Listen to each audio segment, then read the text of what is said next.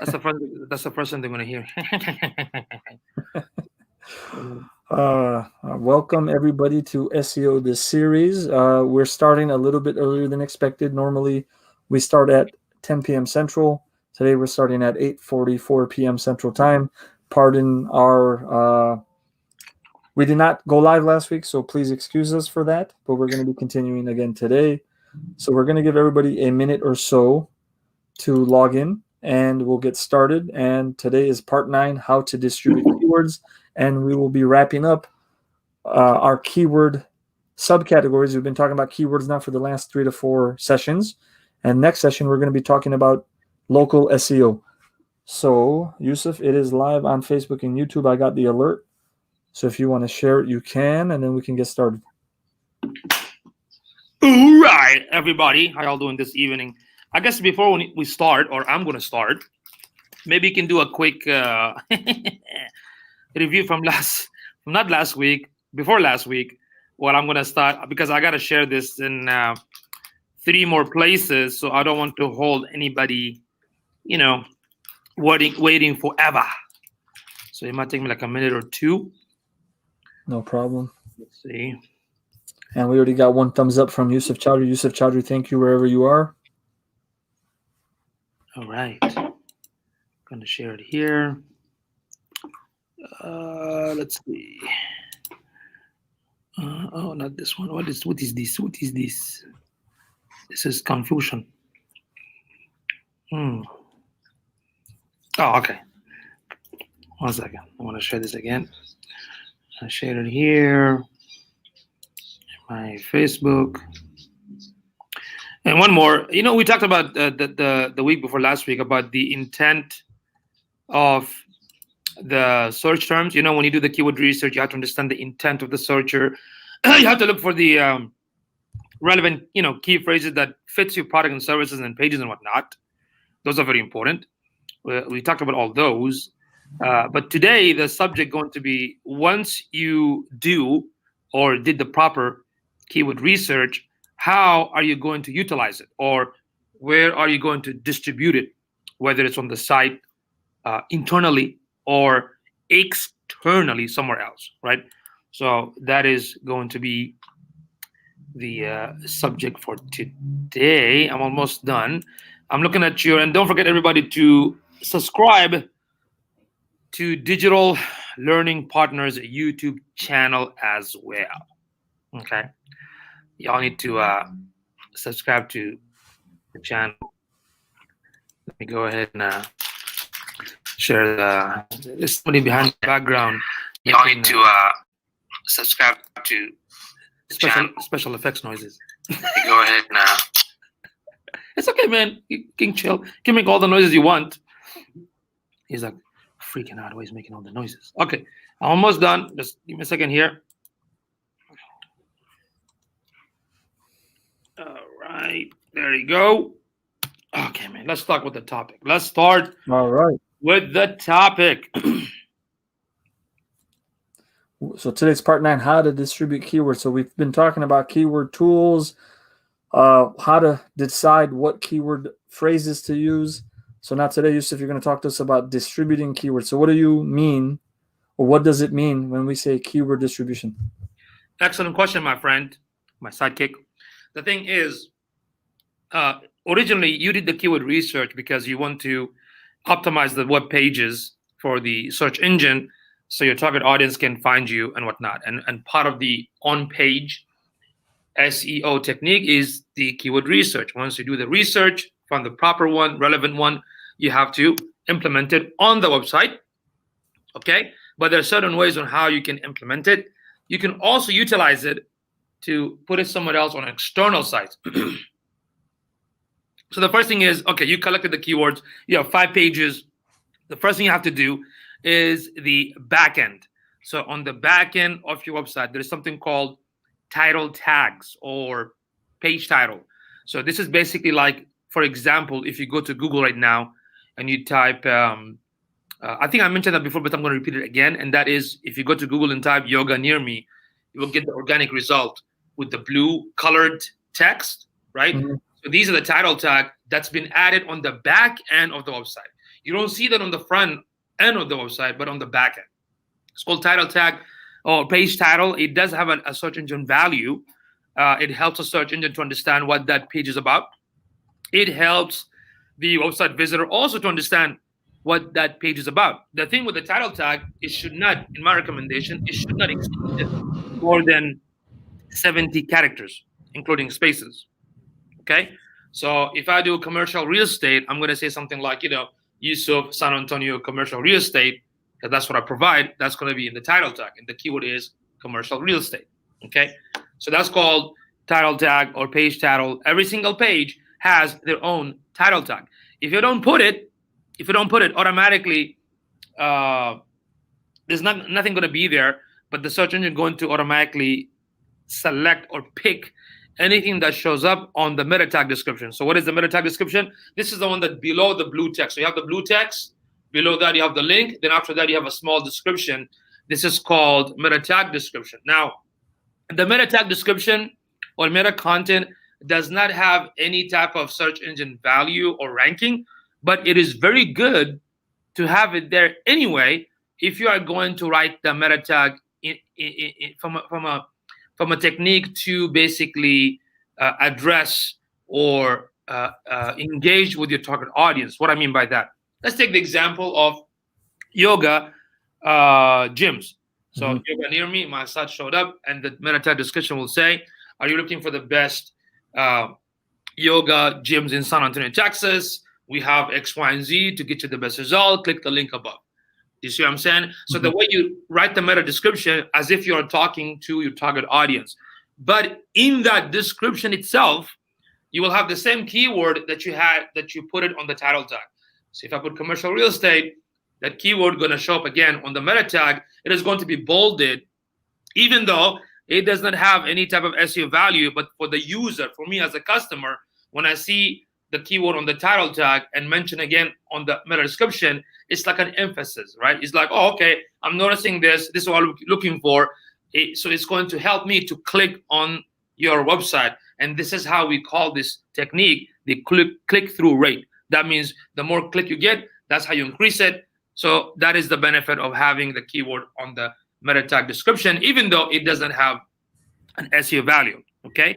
So that's number 2. Number 3, the anchor text. So what is an anchor text? So your website visitors, they look at the about page, they read about the company, and while I'm reading about your story, why you're passionate about your service and businesses, and there is a word that says contact us. When I click on it, it will take me to the contact page, correct? This is called anchor text. It's like a hyperlinked words. Okay, that's what the technical terminology means, anchor text, right? So the anchor text can be on your website, on your web pages, but it can also be on an external pages. What do I mean by that? For example, you have a blog or you wrote an article in a local college website, a community college or university or a government site or a very well-known news establishment. You wrote some content and there's a keyword that says, if you're looking for yoga near me or best San Antonio yoga gyms, best San Antonio yoga gyms is a keyword. When I click on it, it will take me back to the service page or the home page of my website. So the anchor text can be internal, but it can also be external, and you can utilize the keyword within those anchor texts. Just make sure you do not want to use the keyword on every anchor text out there. You got to have a balance. What I mean by that, sometimes it has to say click here. Sometimes it can say contact us. Sometimes it can say the actual domain of your website. And sometimes you can have it as the actual keyword. Okay. What happens if you use it a lot or use it frequently? What happens if the percentage of anchor text, let's say commercial real estate, if more than 40, 50 or 60% of the majority of the anchor text is a keyword base, you might get penalized. You might get, I wouldn't say penalized. I would say it's going to be a red alert for Google because you're trying to manipulate the search engine. So how would I figure that out? You can use like SEO Quake, the Chrome extension tool. You can use SEMrush. You can use Majestic SEO, because those tools will tell you the percentage of anchor text internally and also externally, so you can make sure that you are 50-50, not too much. What I mean by that, you don't want your keyword or you don't want your anchor text to be 80% keyword based. It has to be anywhere between 40 to 50%. Make sense? Okay. That was the next question. I think the plane is still flying. Okay. Yeah, that's why I muted myself. Close to the airport. So that's number 3. Okay. You can do that internally, and it's also beneficial if you're pointing from one blog post to another, right? Keyword based, non-keyword based, just mix it up. Number 4, heading. So you have a blog post, the first header can have the main keyword that you're trying to focus on within the title or the subject of the theme of the blog post, or header number 2. Okay. Does anybody know what is a heading? When I say heading or header, what does that mean? Does anybody know that? Anybody? Do you know that, bro? You're talking about like the opening banner on a website? That can be also, yes, sometimes that can be also, because on the back end, anything that has a bolded text or big letter, it says H1 or header 1 or headline 1, right? But when you write a blog post, the way you organize your blog, let's say how to find the best San Antonio hot yoga. Let's say San Antonio hot yoga is the keyword. So that's gonna be the title. Then the first paragraph gonna have a subheader. So I'm gonna put the keyword on the subheader, how to find the best hot yoga in San Antonio. That's the first subheader. Then the paragraph, second subheader, paragraph, and so forth. So that's what I mean by headings or headline. It can be within the content page, and it can also be, as Imran said, on any of the pages, how you basically organize it and develop it for every single page. We got to stop using yoga, man. We've been talking about yoga as an example for like 8 months. We got to move to something else, brother. I know, man. Even though I'm not in yoga. Especially right? With hot yoga you have, brother. I don't know. Hot yoga, man. Ooh, yeah. That's what I'm talking about. So that's number 4. And number 5, what else I can think of? Number 5, bold and italicized text within the content, because that draws the attention of the reader. You can also, emphasize the keyword within the content, but don't overdo it. Like if you have like 300 words, you don't want half of the words in bolded. You know what I mean? Just like here and there, because that's like a center of attention. That's number 5. Number 6, the content itself. So the rule used to be back in the day, for every 100 words, you drop in 1 keyword, right? But right now, because the technology has advanced, the algorithm has advanced, you don't have to use the same exact keyword multiple times. Like commercial real estate, I don't have to put commercial real estate so many times in my, let's say, 300-word content, because it looks like robotic. So you can change, commercial real estate or real estate in commercial. You can get the synonyms and change it. The search engine will try to figure it out. Okay. But when it comes to the content, if you never mention anything about the real estate or commercial real estate, how do you think the search engine going to index it?